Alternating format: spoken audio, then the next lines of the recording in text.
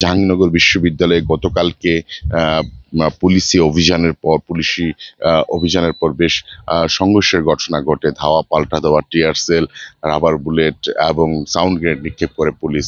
এরপর কিন্তু গোটা বিশ্ববিদ্যালয় ক্যাম্পাস আতঙ্কিত হয়ে যায় এবং আন্দোলনরত শিক্ষার্থীরা তারা কিন্তু ছত্রভঙ্গ হয়ে যান। আজকের কথা যদি বলতে চাই, আজকে আমরা সকাল থেকে এই ক্যাম্পাসে রয়েছি। আমরা যেটা দেখেছি যে বেশ কয়েকজন শিক্ষার্থীকে আমরা এই ক্যাম্পাস ছাড়তে দেখেছি। এছাড়াও বিশ্ববিদ্যালয়ের যে গুরুত্বপূর্ণ পয়েন্ট রয়েছে, অর্থাৎ 3টি গেটের সামনেই কিন্তু আমরা পুলিশকে অবস্থান করতে দেখেছি। আমরা কিন্তু দেখেছি যে আইন শৃঙ্খলা রক্ষাকারী বাহিনী সর্বোচ্চ সতর্কতায় কিন্তু রয়েছে।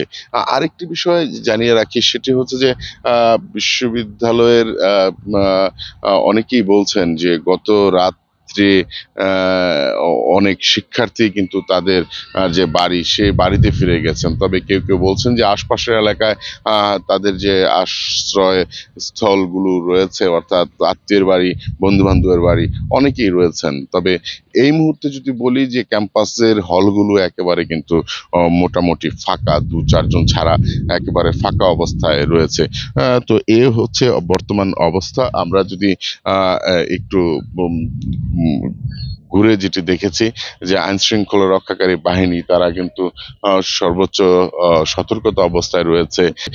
ব্যবস্থা সেটি কিন্তু বিচ্ছিন্ন করা হয়েছে, এমনটি কিন্তু আমাদের কাছে জানিয়েছেন একাধিক সংশ্লিষ্ট তারা।